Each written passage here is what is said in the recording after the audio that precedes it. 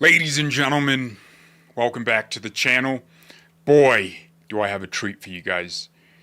Wow. So Jon Stewart realized for the first time in his life why we on the right wing love Donald Trump, what we appreciate about Trump. Stewart was doing a monologue, a segment on this Venezuela saga, and he was surprised by Trump's honesty. And I just thought it was a brilliant moment. And then I have another breaking story about Venezuela that ties into exactly what we're talking about. President Trump just unleashed some major news. So let me go ahead and just show you that moment from Jon Stewart. And let's laugh, okay? Because sometimes this guy is hilarious. I'm going to be honest, that's my guilty pleasure. I do watch some of their stuff. They're not, that funny. They're not like really that funny, but it is just sometimes endearing. It is hilarious. So let's take a look. Generally in American history, when we intervene in another country, whether true or not, we come up with a high-minded pretense. Liberating a people, spreading democracy, introducing baseball to the Japanese. They complained at first, but it was totally worth it. On what moral foundation will this conflict be framed? We're going to have presence in Venezuela as it pertains to oil, but we're going to get the oil flowing the way it should be. Seems a little on the nose. Yes, John, that's why we like him. He'll just say it out loud. We're not there to spread no democracy. We're not there so the people there can, well, we are there to free them. You're killing two stones with one bird. That's what you're doing. You free the people of Venezuela and you take their oil. They want that to happen. Venezuelans have been posting videos on social media saying that is the trade-off we're willing to make because our oil has been stolen by the Russians for like $20 a barrel. $20 a barrel because it's sanctioned. And the Russians, the Chinese, they've taken from them. Taken billions of their dollars for failed air defense equipment. Russia has made a lot of money selling arms to Venezuela. So has Iran. And the Venezuelans are like, okay, America used to be here in our oil industry. They built it. They discovered our oil for us. And they ran it better than our commie dictator. So they should come in and take everything. Oil, precious commodity, certainly, but not the reason a country formed 250 years ago on the ideas of liberty and self-determination would go into a country and snatch a man at night. There must be a slightly more noble pretense. We're going to be taking out a tremendous amount of wealth out of the ground. We need total access. We need access to the oil. Sir, again, I see where we're going here. Do you mind just reframing that? I'm not quite clear on the high-minded principle behind this. In other words, we'll be selling oil.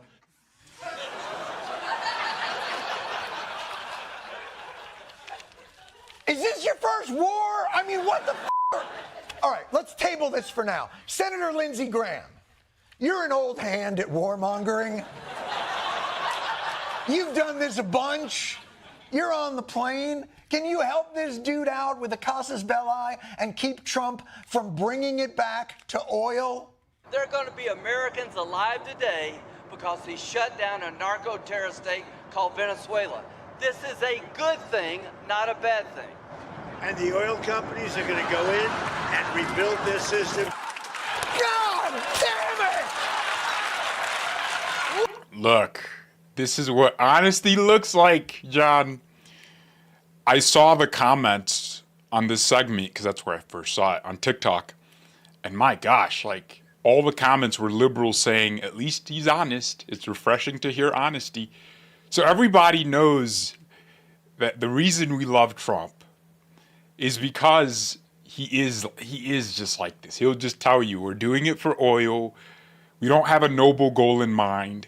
He goes to the Middle East and he doesn't pretend to push democracy on them. He just tells them, I need your investments. I need your sovereign wealth funds. He told Saudi Arabia, He told the United Arab Emirates, he told Bahrain, he told Qatar, I need access to your sovereign wealth funds. Invest in America.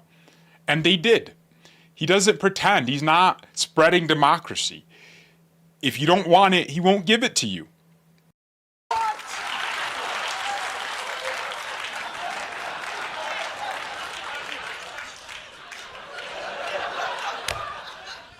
We can't even be conspiracy theorists now. I think they did it for the oil. Yeah, no, I did it for the oil. Is there any other reason? Can you give us anything? There's a lot of issues, human rights violations, political prisoners down in Venezuela. We could certainly free them and improve the lives of dissidents. Are you going to demand that Delcy Rodriguez let opposition figures return or free any political prisoners? We haven't gotten to that yet. Right now, what we want to do is fix up the oil, fix up the country.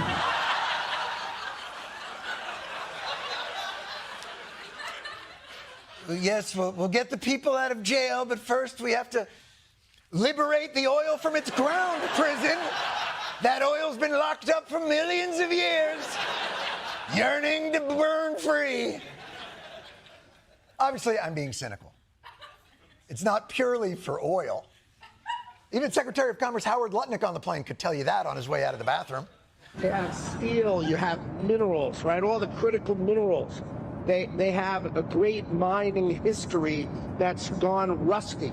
So steel, aluminum, minerals. These motherfuckers are going full conquistador in front of our eyes. I mean, they got oil, steel, minerals. Oh, and don't forget about the spices. Spices. We'll load our ships with cinnamon and cardamom and oil and everything bagels. You'll see. And they might have gotten away with it too. But our country is a democracy. So bad news, Don Rowe.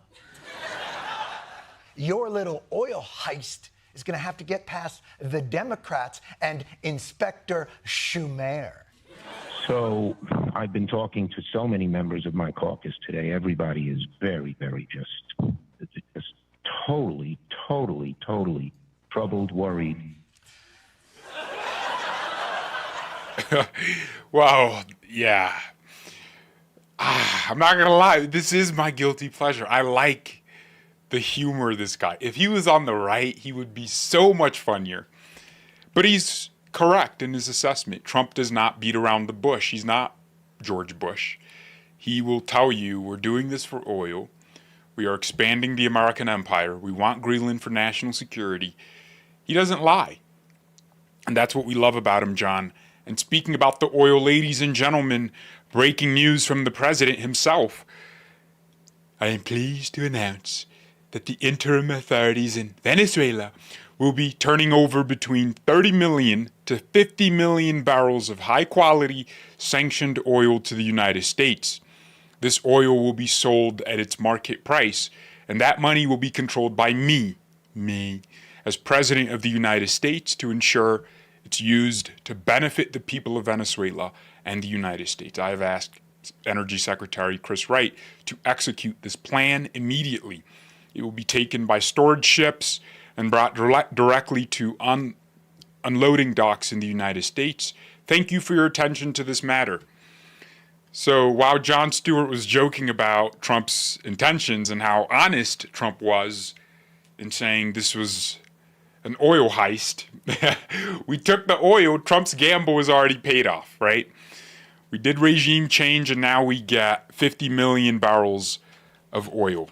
So let's do the math. I think a barrel of oil is like $56 right now. So let's do 56 times 50 million. That is, okay, let me count. 1, 2, okay.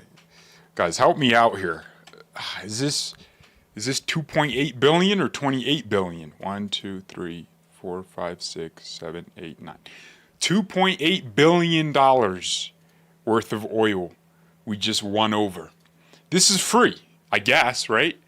And then it's going to be sold at market price to foreign buyers. presumably to U.S. factories. It's going to be crude, and then they can value add and make it petroleum, make it gasoline, make it, heavy oil, heavy crude that's used for ships. Yeah, this is amazing. Like, it's just so amazing. We just got it. We got the oil, like Jon Stewart was saying. It's not about a pretense. It's reality. It's what Trump has been saying this entire time. It is oil. Why shouldn't we get the oil? Venezuela has committed lots of crimes against the United States. They have stolen from the United States. It's our oil. Look, they literally took companies and oil wells that were producing, built by American companies, American machinery, billions of dollars from the American oil industry, and they nationalized all of it. So we are literally taking it back. It doesn't matter that it's on Venezuelan soil. When American companies discovered the oil and built the industry, built everything, brought the equipment, made the heavy investments, because oil isn't something simple to do at a global scale. Like, yeah, you can have an oil pump somewhere on your land. You pay a couple $100,000 and you start cash flowing $10,000, $20,000 a month. That's not enough for the world. You could be producing 2,000 barrels in your backyard, sure. But real scale is millions of barrels a day. Every single day you just pump out millions. And that's what the United States oil industry did for Venezuela. And Venezuela was prosperous. People forget this. It was socialism and nationalization of state assets that ruined Venezuela. I was reading a story from a business owner that said they had a successful cement business, something like that. They were making a lot of products, making money. They employed a lot of people.